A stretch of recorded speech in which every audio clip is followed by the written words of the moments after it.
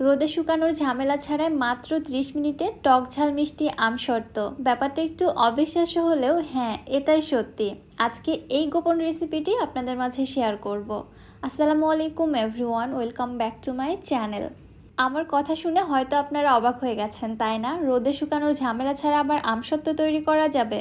হ্যাঁ, অবশ্যই যাবে, তবে আমার এই রেসিপিটি হুবহু আপনাদের ফলো করতে হবে। নর্মালি যেভাবে আমসত্ত্ব তৈরি করা হয় এই রেসিপি কিন্তু সেরকমটা হবে না, একটু ডিফারেন্ট হবে। ভিডিওটি A to Z দেখলে আপনারা সেটা বুঝতে পারবেন। চলুন কথা না বাড়িয়ে ঝটপট দেখে আসি। বিসমিল্লাহ। আমসত্ত্ব বানানোর জন্য ফার্স্টে আমি এখানে 1 কেজি কাঁচা আম নিয়েছি। ফার্স্টে আমের খোসাগুলোকে একটি পিলারের সাহায্যে পিল করে নিচ্ছি।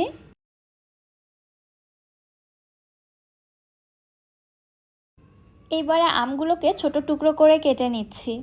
আমার মতো যদি মাত্র 30 মিনিটে আপনারাও আমসত্ত্ব তৈরি করে নিতে চান তবে হুবহু আমার রেসিপিটা ফলো করতে হবে। আমি যে মেজারমেন্টগুলো দিচ্ছি এই মেজারমেন্টগুলো আপনাদের প্রপারলি ফলো করতে হবে। আমি আজকে 1 কেজি আমের আমসত্ত্ব আপনাদের তৈরি করে দেখাচ্ছি। আপনারা যদি আমের পরিমাণ বাড়িয়ে নেন ওই ক্ষেত্রে চিনির পরিমাণটাও বাড়িয়ে নিতে হবে, মানে সব কিছু ব্যালেন্স রাখতে হবে। আবারও বলছি, মেজারমেন্টগুলো একদম হুবহু ফলো করবেন। আমগুলোকে ঠিক এরকম ছোট টুকরো করে কেটে নিয়েছি। এর থেকে ছোট বা বড় হলে তাতে কোনো প্রবলেম নেই। চলে যাচ্ছি চুলাতে। কেটে নিয়ে আমগুলো একটি প্যানে নিয়ে নিচ্ছি।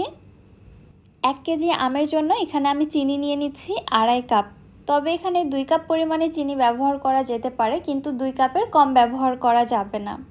আজকের এই আচারটা সম্পূর্ণ পানি ছাড়া তৈরি হবে, এজন্য ফার্স্টে আমের টুকরোর মধ্যে আমি চিনি দিয়ে দিচ্ছি। এখানে কোনো প্রকার পানি যাবে না। চিনি দেওয়ার পরে নেড়ে চেড়ে আমগুলোকে আমি সেদ্ধ করে নিব। যেহেতু এখানে পানি ব্যবহার করা হয়নি, শুধুমাত্র চিনি ব্যবহার করা হয়েছে, কিছুক্ষণ জাল করতে করতেই কিন্তু চিনি থেকে পানি ছেড়ে দিবে। ঠিক এই পর্যায়ে ঢাকনা দিয়ে ঢেকে আমগুলো সেদ্ধ করে নিতে হবে। চিনির মধ্যে আমগুলো কিন্তু গলে যাবে না, তবে যতক্ষণ পর্যন্ত না সেদ্ধ হচ্ছে ততক্ষণ জাল করে নিতে হবে। চেক করে দেখবেন আমগুলো সেদ্ধ হয়েছে কি না। যখন দেখবেন আমগুলো সেদ্ধ হয়ে গেছে ঠিক ওই পর্যায়ে একটি পটেটো ম্যাশার দিয়ে আমের টুকরোগুলোকে ম্যাশ করে নিচ্ছি। আমি আবারও বলছি, চিনির মধ্যে কিন্তু আম গলে যাবে না, অবশ্যই আপনাকে এইভাবে কোনো কিছু দিয়ে আমগুলোকে গলিয়ে ফেলতে হবে। আমি ম্যাশার দিয়ে ম্যাশ করে নিচ্ছি। আপনারা আপনাদের সুবিধা মতো যে কোনো কিছু দিয়ে আমগুলোকে এভাবে গলিয়ে নেবেন।